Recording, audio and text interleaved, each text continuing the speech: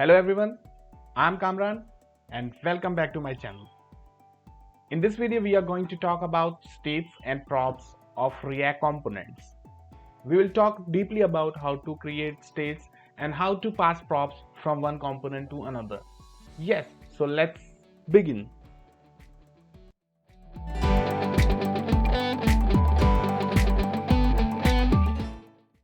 First we are going to talk about what exactly a state and a prop means.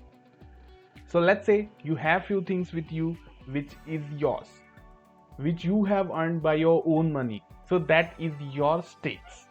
And few things you have is given by your father or mother or any elderly. Yeah. So that is called your props. So similarly in React.js component, when you create a variable or a function in that component, that is called its states. When you pass a variable or a function from a component to its child component, then it is called as props for that particular child component. Let's create some state and props and then look how it look like. So we can open our component which we have created in the previous videos. So here we have this class component and we can create some states in class components.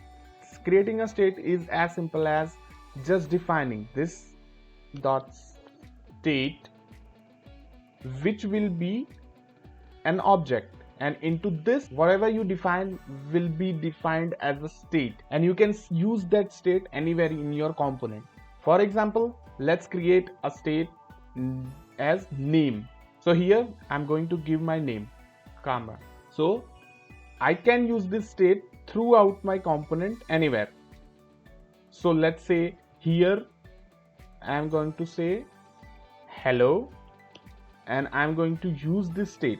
So using this state in the render function, we have to use a single curly braces. So here you have to write this dot state, and you will see when you are going to click dot, then it will show you name. So here you can save this and you can see this output on the browser. So here you can see that hello Kamran has been displayed, where Kamran is a state of that component. We are going to open our app.js and we will do some cleaning over here. We will remove this image and paragraph.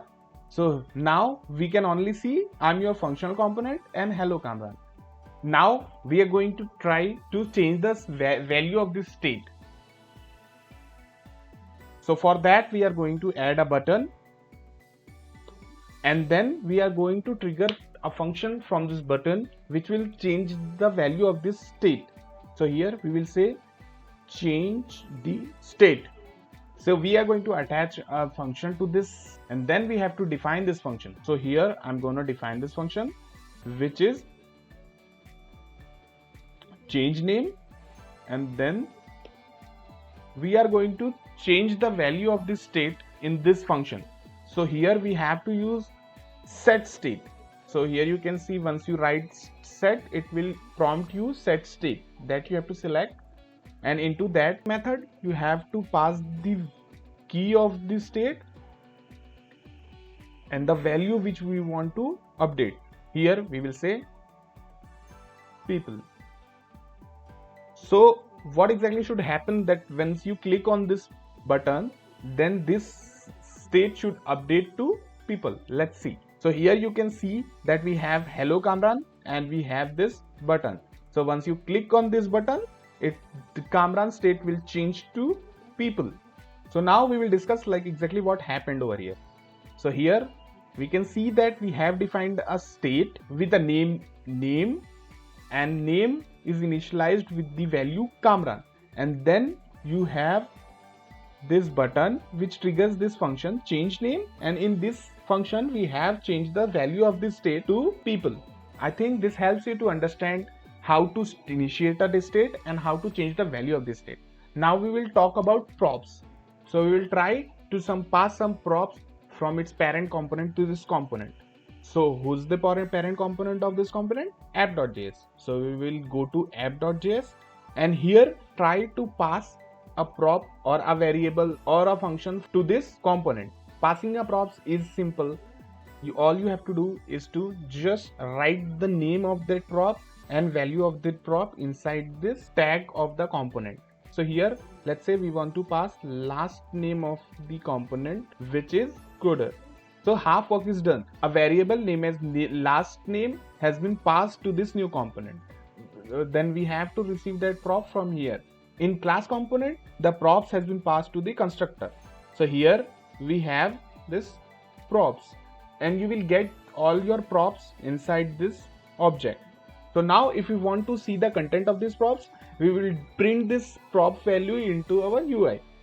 So here we can simply write this dot props dot last name, and that's it.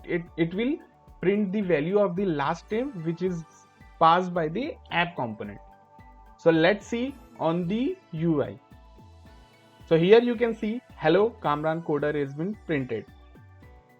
That's how we pass a props from a component to other component.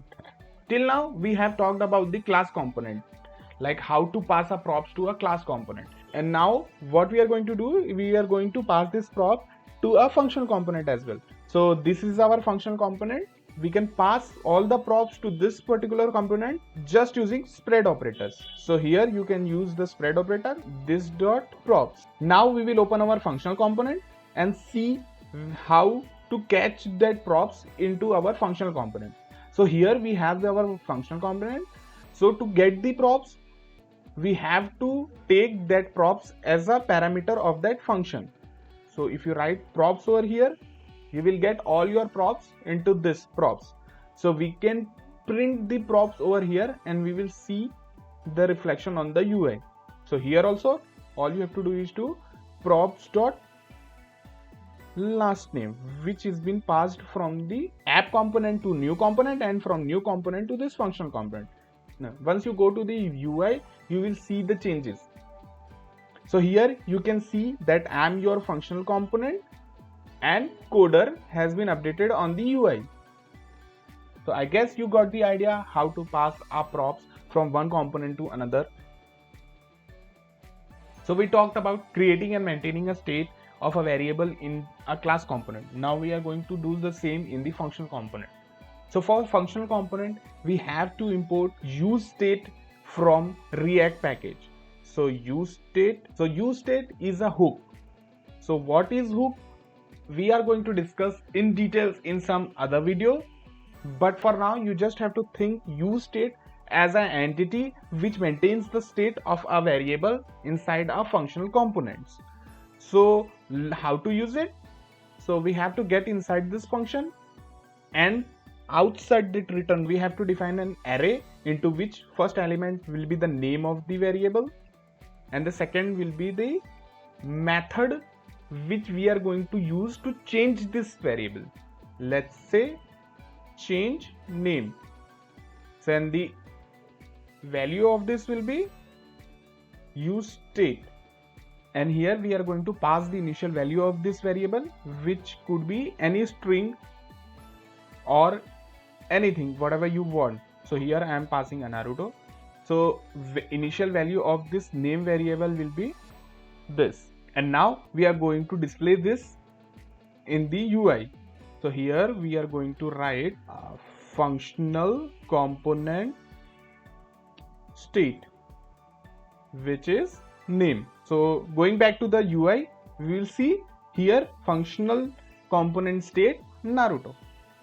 Now we will see how to update a state in the functional components. So for that we will add a button to trigger the updation of this state. We will add an onClick method in this, which will trigger our function to update the state. Now we will define this function const and function name, and we are going to make a function, and in that we are going to call the method which we have already defined above, and we will pass the new value for that state into this, which will be Sasuke. So now save the file and we will see the change on the browser.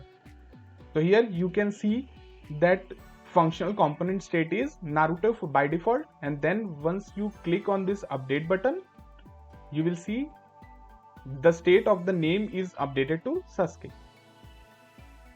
I hope this video have clear your idea about states and props in both type of components. If you learned something from this video, please like the video, subscribe the channel and share with others. Happy coding everyone. See you in next video.